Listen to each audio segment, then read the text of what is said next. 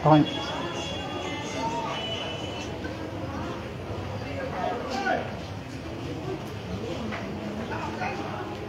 Okay.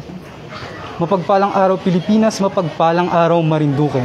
Live po tayo ngayon dito sa Don Luis Hidalgo Memorial School kung saan ito ang isa sa pinakamaraming presinto sa bayan ng Buwak dahil meron ditong 8 presinto at ito'y kinabibilangan ng 6 na barangay, ang Barangay Malusak, Mergado, San Miguel, Mataas na Bayan at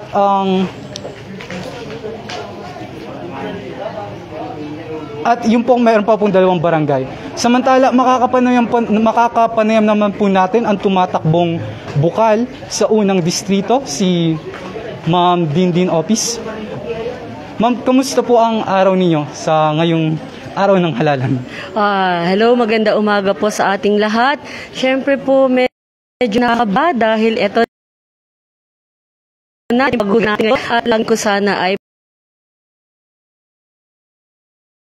pakapiliin po nating maigi kung sino po ating ihahalal dahil sila po ay uupo sa tatag ng 3 taon.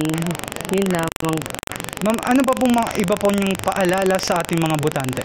Siyempre po, kailangan pa rin po tayong health, safety protocols po natin. Marami naman po tayo nakaantabay, mga BHW natin. Sana magsuot pa rin po tayo ng face mask. At siyempre po, dapat po lagi tayong mag-alcohol dahil importante pa rin po. Ingatan pa rin po natin kahit tayo po ay feeling normal na po ang ating nakikita ngayong panahon na ito. Ito, ma'am. Marami pong salamat.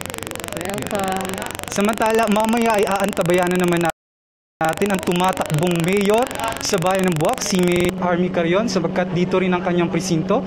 At makakapanayam po natin siya. Susubukan po natin siyang makapanayam.